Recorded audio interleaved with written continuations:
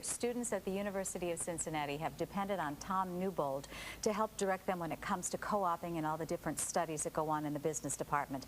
But there's a little more that's beneath the surface, and only Dr. X could be the person who could point that out.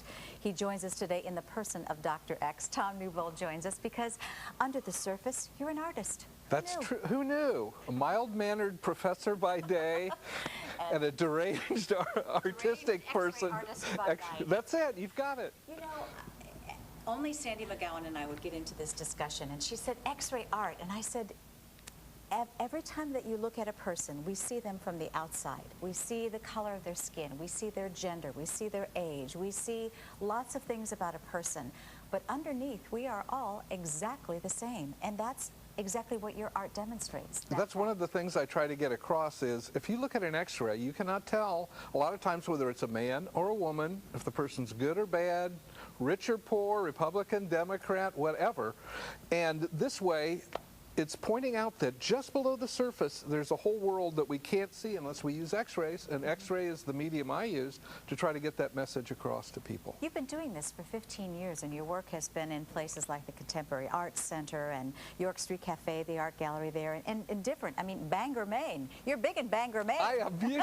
As a matter of fact, Stephen King, you know, the author, has one of my pieces of artwork because he lives in Bangor, Maine, which I didn't have any idea. Now, he didn't come in while I had the show that was up there, but he came in afterwards because I left a few pieces, you know, to still be up there.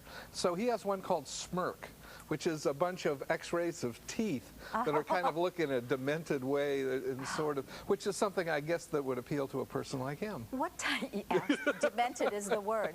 What type of things do you X-ray besides the human body? Well, no, I don't actually do these X-rays myself.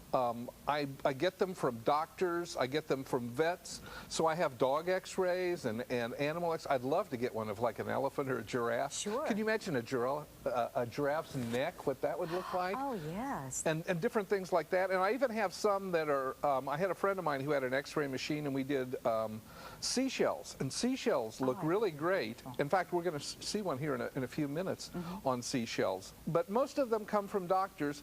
And, you know, like when I'm eating dinner sometimes, I've had the waiter or waitress go, hey, you know, I broke my arm last week. Wait a minute, I'll be right back. And they come back and they hand me an X-ray of their broken arm. And they say, can you use this? And I go, well, I'll see, you know, possibly I could use it in a show. I could make you the subject of my next piece of art. Well, you'll be at xray Gallery starting this weekend? That's right. It starts October 5th, which is this Friday.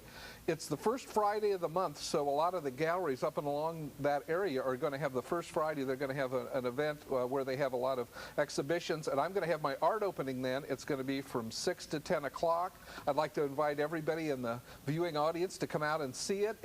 We're going to have snacks and champagne, and you get to see the artwork, and it'll be a big party. The last time I had an opening, there were over 200 people at it, so there'll be a lot of people there. It'll be a lot of excitement. I think it should be a lot of fun, especially for people that don't go to these things very often. This will be something new for them. And we'll be showing a little bit of that in just a minute. Yes. If I could digress for a second, I know you are a part of a group of people who really believe heavily in the importance of media history. Yes. And at Voice America, you are really installing a wealth of all that history. Tell me a little bit about that, Tom. All right. Media Heritage has a space there at the Voice of America, you know, which used to be where they broadcast all over Europe and all that type of thing. We're going to open a museum there to preserve the radio and media history, a lot of TV shows, things like that. So what we're doing now is we're collecting all of those types of things. We've got the Fred Ziv collection. He was one of the first pioneers in doing franchising and that type of thing, and doing local shows, you know, and that type. And he had shows like Sea Hunt. I don't remember if you remember Sea Hunt. Oh, I remember the music. The Cisco Kid. Oh, my God. And shows like that. So when those originally got started in syndication, that's a term I should have used, syndication, he was one of the leaders in that. And they've got a lot of his episodes, transcripts, posters, all sorts of different types of things. And we're collecting those because, you know, like Uncle Al and Ruth Lyons, WLW, KRC, you know, CPO. With all those different shows, we're collecting those plus all the radio shows from the era, And we're collecting those in one place. And New York, Chicago, and Los Angeles have museums of broadcasting or TV related.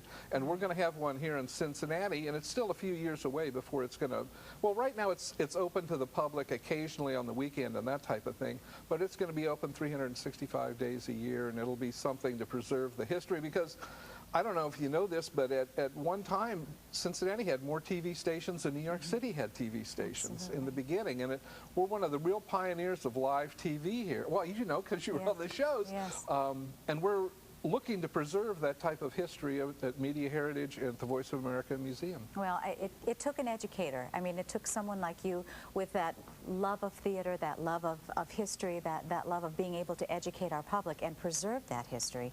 And I personally am so grateful that you all are doing that. And we'll have to have you back and talk more about that. But we're going to break for commercial. When we return, we're going to see actually the work of Dr.x. Oh, Dr.x, in the real person when we return right here to Northern Kentucky Magazine, ICN 6. Don't go away.